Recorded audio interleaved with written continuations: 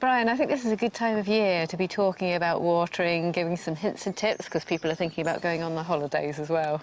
It's a tricky subject. We've been doing it for years and it's still a hard one to master. So when it comes to these herb pallets, in that little system that I was doing in the polytunnel, you can do the same here. It's quite discreet.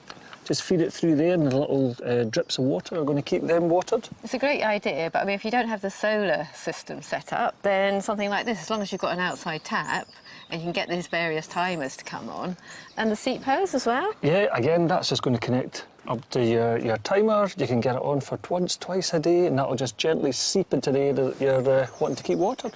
Then, you know, you've got mature plants, I think. Now, whether they've been in the ground for a long time or you're just planting, what about plunging, like this pipe, around the root? I mean, we use this, certainly for when planting trees, and so you want it to be a wee bit under the ground, and when you water them, you're just filling the water in there, it'll fill up that whole little pipe container system, and then it'll gently seep out. But the most important thing is, it's getting water right to the roots. It's not on the foliage or anything like that. Well, how many times do you see people with a watering can, and I think they maybe count to 5, and then they go on to the next plant, and it's doing nothing, really. It's been a very good drink. As you say, you can really fill that up, and the little pot in the top, just to make sure that things like frogs and toads don't go down there. Very important. And then, you know, if you are going away on your holiday, you could take out some of these pots, couldn't you, and put them in a saucer with some water in a shady area. Aye, and then we can also use a similar technique for our houseplants when we're off on holiday. Well, that's true, Brian, and so we've got a nice setup in the conservatory. Yeah, as you can see here, we've got a shallow tree. We've just got it filled with gravel and then topped up with water. Your pots then sit on top and then they'll just soak up all that moisture. Gradually soak it up. And the other thing I would suggest is take it away from a sunny windowsill, maybe just put it on the kitchen table or somewhere that's cooler. Aye. Another system, you can do this in your kitchen. You've got a basin of water. This is capillary matting. You can get that on the draining board. That's then going to soak up all the moisture. Same principle.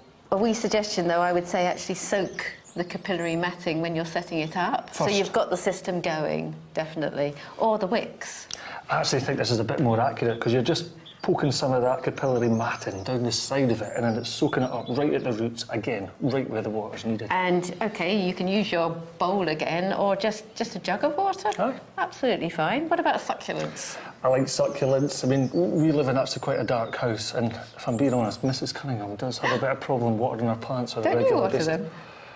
Moving on, but succulent plants, we've got a lot of succulent plants with thick leaves and they're holding moisture, so they can basically take a bit of neglect, i.e. not watered for 2 weeks when you're on holiday. So what, give them a good soaking before you go away and that's it, you can leave them alone? Aye.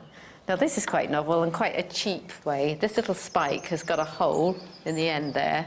Then if you've got, save your lemonade bottle, screw that on, and then you tip it upside down, and there's a good example with the liliums there, and you can see how that's sucking in the water, but it would last again for a week or 2. And that's great for your big pots, but you've got something more decorative here? Well, yeah, this is very decorative. So what you've got to do is, say, use a dibber, make a hole into your plant, and then if I just put my finger on that, turn it upside down, pop it into the hole, and look, that's actually quite ornamental, isn't it? I think that's quite nice. So, all ready for holidays. Yeah. Oh, well, pack your bags, love.